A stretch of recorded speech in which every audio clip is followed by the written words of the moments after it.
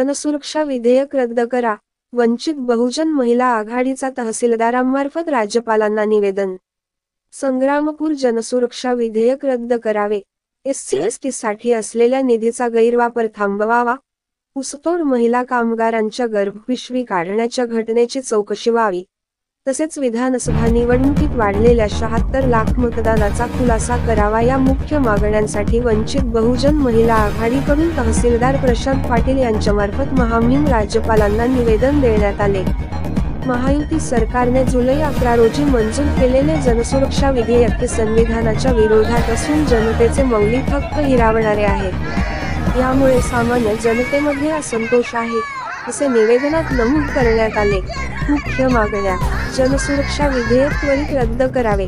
SC/ST योजनेचा निधी इतरत्र वळवू नये, यासाठी कायदाच करावा. बीड जिल्ह्यातील ऊसतोड महिला कामगारांच्या गर्भपिशव्या काढण्याची उच्चस्तरीय चौकशी करावी.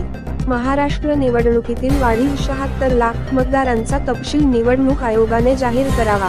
यावेळी उपस्थित प्रमुख पदाधिकाऱ्यांमध्ये विशाखाताई सावंत, जिल्हाध्यक्ष रवींद्र भेलके, तालुका अध्यक्ष सुमनबाई थाटे, उपाध्यक्ष आशिष धुंदळे, आत्माराम वसुलकर, किशोर भिडे, मिलिंद वानखेडे, भाऊराव गवांदे, नीता कुंडे, भाग्यश्री सोनवणे, मनोरमा सावदेकर, पद्मिनी कांबळे, छाया बोदडे, जिजाबाई वानखेडे, राजकन्या वानखेडे, कल्पना धुंदळे, निर्मला घुले, संगीता इंगळे, नंदकिशोर कुंडे, राहुल भिलंगे, देवीदास सारसर, श्रीकृष्ण भालतडक, संजय वानखेडे, साहेबराव भगत, लक्ष्मण सपकाळ, परशुराम वानखेडे, उज्ज्वला वाघ, सुनीता भगत, पिंकी तायडे, कमला तायडे, बेबीबाई वाघ, विमलबाई वाघ, शिलाबाई इंगळे, दीपक पहुडकर, राहुल निकोणे यांचा समावेश होता.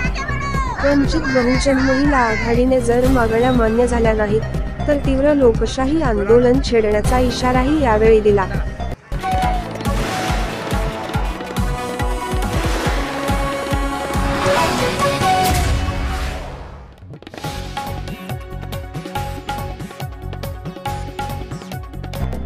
सत्यशोधक न्यूज चॅनलच्या बातमीला आवश्यक लाईक करा, चॅनलला सबस्क्राईब करा आणि बेल आयकॉन प्रेस करा.